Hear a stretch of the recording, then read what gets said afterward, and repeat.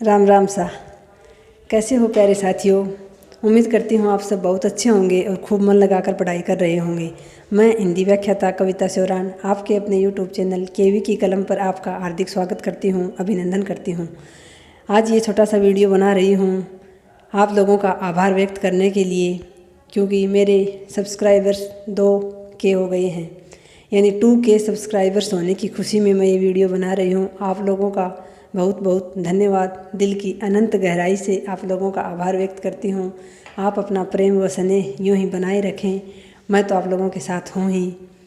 साथियों, आपके स्नेह व प्रेम से और सकारात्मक जो आप प्रतिक्रिया देते हो मेरी वीडियोज़ पर, उससे मैं बहुत गदगद हूँ और मुझे बहुत प्रेरणा मिलती है। हम लोग ऐसे ही आगे बढ़ते रहेंगे। आप मुझसे प्रेरणा ले सकते हो और मैं आपसे प्रेरणा ले रही हूँ।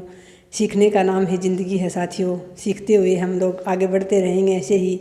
और मैं भगवान से दुआ करती हूँ बहुत जल्द मेरी साथियों की मनोकामना है वो पूर्ण हो, आप अपनी मंजिल तक बहुत जल्द पहुँचें। एक और छोटी सी बात करनी थी साथियों आपसे। एक तो 20 तारीख को एक न्यूज़ आई थी अभी, थोड़े बहुत RPSC ने परिवर्तन किए हैं कुछ नियमों में, या फिर जैसे आज भी कुछ आ रही है कि रीट या टेट को लेकर भी कुछ कार्रवाई कर रही है सरकार, यानी कुछ नए नियम आ सकते हैं। तो मैं सभी साथियों से सबसे पहले तो ये कहूँगी कि आप किसी भी परिवर्तन के नाम से घबराएं नहीं।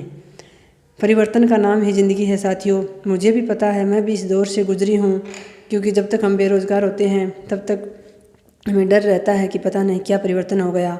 और फिर कुछ यूट्यूब पर लोग वीडियो ही ऐसे बनाते हैं, टाइटल ही ऐसे देते हैं कि ये परिवर्तन हो गया, वो परिवर्तन हो गया। उनको तो अपने व्यूज़ बढ़ाने होते हैं साथियों, लेकिन हम लोग घबरा जाते हैं। मैं भी घबरा जाती थी, मानती हूँ मैं इस दौर से गुजरी हूँ, आप लोगों को समझ सकती हूँ। लेकिन साथियों फिर भी बिल्कुल मैं आपसे एक ही बात कहना चाहूँगी, किसी भी परिवर्तन के नाम पर घबराएं नहीं, क्योंकि आप कुछ गलत नहीं कर रहे हैं। आप अपात्र नहीं हैं। आप पात्र हैं तभी तो तैयारी कर रहे हैं। और इतना बड़ा कोई परिवर्तन नहीं हो सकता कि आपको एकदम से अपात्र घोषित कर दिया जाए। ऐसा तो हो नहीं सकता कि सरकार नए नियम बना देगी कि MA किए हुए लोग व्याख्याता की तैयारी नहीं कर सकते। ऐसा तो है नहीं साथियों, इतना बड़ा तो कोई परिवर्तन होगा नहीं। हाँ, थोड़ा बहुत परिवर्तन हर बार होता है, जब भी नई भर्ती आती है तो कुछ ना कुछ होता है। तो साथियों उस परिवर्तन को लेकर बिल्कुल भी घबराएं नहीं। जैसे मुझसे पूछते हो आप लोग, तो साथियों मैं अभी इस क्षेत्र में नहीं हूँ, मुझे इतनी जानकारी नहीं रहती है नियमों की।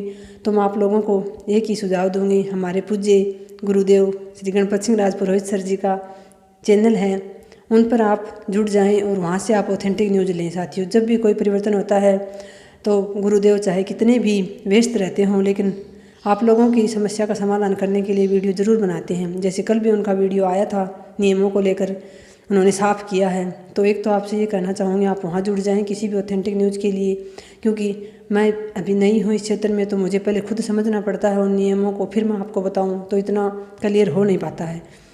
तो आप वहाँ जुड़ सकते हैं। और फिर एक दूसरी बात यह है साथियों, कोई भी बात हो चाहे खुद समझने की कोशिश करें, दूसरे पर डिपेंड ना रहें कि कोई आपके दिमाग में बैठा देगा।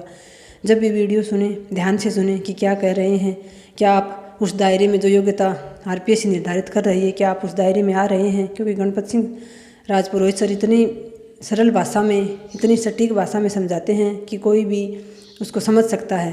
तो आप वहाँ उन वीडियोज़ को धैर्य से सुने साथियों, समझ कर सुने कि आपके काम की क्या न्यूज़ है। वहाँ हड़बड़ाहट ना करें किसी भी काम में। और मैं तो आपसे यही कहूँगी, चाहे जैसे अभी न्यूज़ आ रही है टेट लागू कर रहे हैं या फिर रीट में कुछ और बदलाव कर रहे हैं, तो साथियों बदलाव से घबराना क्यों, आप तो मेहनत कर रहे हैं ना, तो फिर घबरा क्यों रहे हो।